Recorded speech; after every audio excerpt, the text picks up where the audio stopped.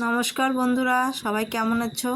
আমি কবিতা চ্যানেলে তোমাদের সবাইকে স্বাগত বন্ধুরা নতুন ভিডিওতে। তা দেখো, আজকে চলে এসেছি তোমাদের সামনে তালের বড়া ভিডিও নিয়ে। এই ভিডিওটা সবারই আশা করি ভালো লাগবে। এটা হচ্ছে একটা মুখরোচক খাবার। এটা কিন্তু আমরা কম বেশি সবাই বাঙালিরা পছন্দ করি। তা এই যে ভিডিওটা, এই রেসিপিটা আমি কিভাবে করেছি সেটাই তোমাদের সঙ্গে শেয়ার করেছি। আমি যেমন পেরেছি তেমন তোমাদের সঙ্গে শেয়ার করেছি। যদি ভিডিওটা ভালো লাগে তা লাইক কমেন্ট শেয়ার করো।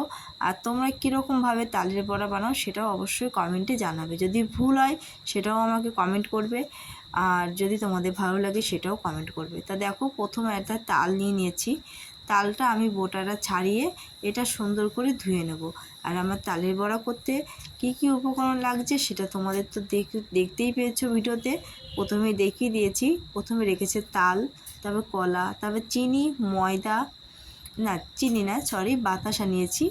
বাতাসা, ময়দা, সুজি, গরুর দুধ আর আমুল দুধ এইটুকু নিয়েছি। নিয়ে দেখো, তালটা প্রথমে ছাড়িয়ে নিচ্ছি।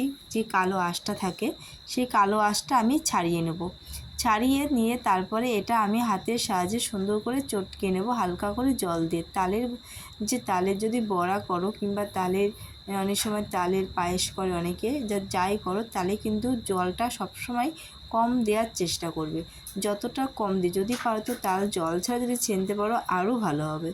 তা হালকা করে তালে একটু জল দিয়ে আমি তালটা সুন্দর করে চটকিয়ে তারপর একটা ফুটো গামলার সাহায্যে এটা আমি সুন্দর করে ঘষে যে তালের যে ক্রিমটা থাকে সেই ক্রিমটা বার করে নেবো। তার জন্য তোমরা যে কোনো একটা ফুটো গামলা হোক, ঝুড়ি হোক, প্লাস্টিকের সাজি হোক, তার সাহায্যে এরকমভাবে ডলে ডলে যে ভেতরে যে ক্রিমটা থাকে ক্রিমটা বার করে নিতে হবে। তো দেখো, আমি এভাবে ঘষে পুরো ক্রিমটা বার করে নিয়ে চলে এসেছি। তারপরে এটা একটা ছেঁকনির সাহায্যে সুন্দর করে ছেঁকেও নিয়েছি। ছেঁকে তারপরে এর ভেতরে আমি বেশি না 4টা মতো সিঙ্গাপুরি কলা দিয়ে দেবো। তোমাদের হাতের কাছে যে কোনো কলা থাকলে সেটাই তোমরা দিতে পারো। আমার কাছে সিঙ্গাপুরি কলা ছিল, আমি সেই সিঙ্গাপুরি কলাটা ইউজ করলাম। তোমরা তোমাদের মতন যে কটা পারো, 2টো হোক, 3টে হোক, 4টে হোক, 5টা হোক, যে কটা পারো সে কটা কলা দিলেই হবে। আর আমি সুজিটা আগে থাকতে আমি দুধ দিয়ে ভিজিয়ে রেখেছিলাম, এই 10-15 মিনিট আগে ভিজিয়ে রেখেছিলাম। সেই সুজিটা আমি এর ভেতরে দিয়ে দিচ্ছি। আর আমি এখানে সাদা হলুদ বাতাসা নিয়েছি। বাতাসাটা তোমরা যদি পারো একটু গুঁড়ো করে দেওয়ার চেষ্টা করো। আমি গুঁড়ো করে দিয়েছিলাম না, আমি এমনি দিয়ে দিয়েছিলাম। তাই তোমরা যদি পারো তো একটু গুঁড়ো করে দিও, তাহলে তোমাদেরই মাখাতে সুবিধা হবে। তার ভেতরে আমি এর ভেতরে কিন্তু বন্ধুরা আমল দুধটা আমি আগেই দিয়ে দিয়েছি, সেটা তোমাদের দেখাতে ভুলে গেছিলাম। আমল দুধটা আমি এখানে 50 গ্রাম মতন দিয়েছি। তোমরা চাইলে পরে কম বেশি করে দিতে পারো, আবার নাও দিতে পারো, সেটা তোমাদের ব্যাপার। যেহেতু গরুর দুধটা যদি দাও তাহলে আমল দুধ দেওয়া লাগবে না।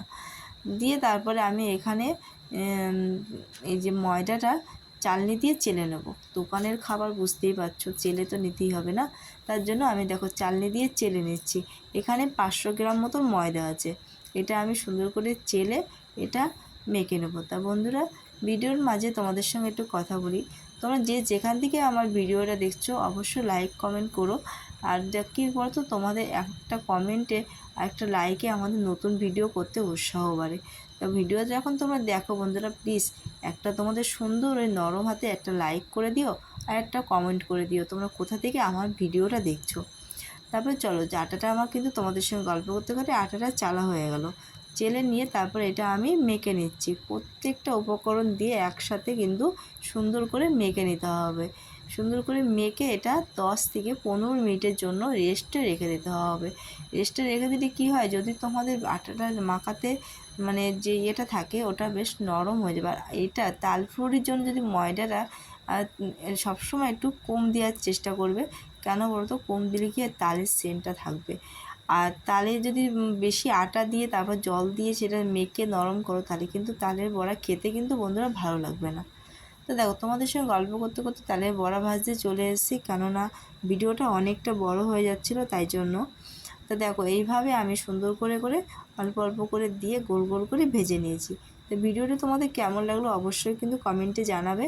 আর তোমরা কোথা থেকে ভিডিও দেখছো সেটাও জানাবে। আর যদি তোমরা ফেসবুকতে দেখো তাহলে ফেসবুকটা ফলো দিও। আর যদি ইউটিউবতে দেখো তাহলে ইউটিউব চ্যানেলটা আমাকে ফলো দিও। আমার ইউটিউব চ্যানেলের নাম হচ্ছে কবিতা কেএস ফ্যামিলি। তোমরা যদি ভালো লাগে ভিডিওটি তাহলে অবশ্যই কিন্তু ফলো করবে। আর ফেসবুক ইউটিউবে দেখলে চ্যানেলটা সাবস্ক্রাইব করবে। তা আজকের মতন ভিডিও এখানেই শেষ করব, আর বেশি বড় করব না। আবারও দেখা হবে, তোমাদের সঙ্গে কথা হবে নতুন কোনো ভিডিওতে। সেই পর্যন্ত সবাই ভালো থেকো, সুস্থ থেকো।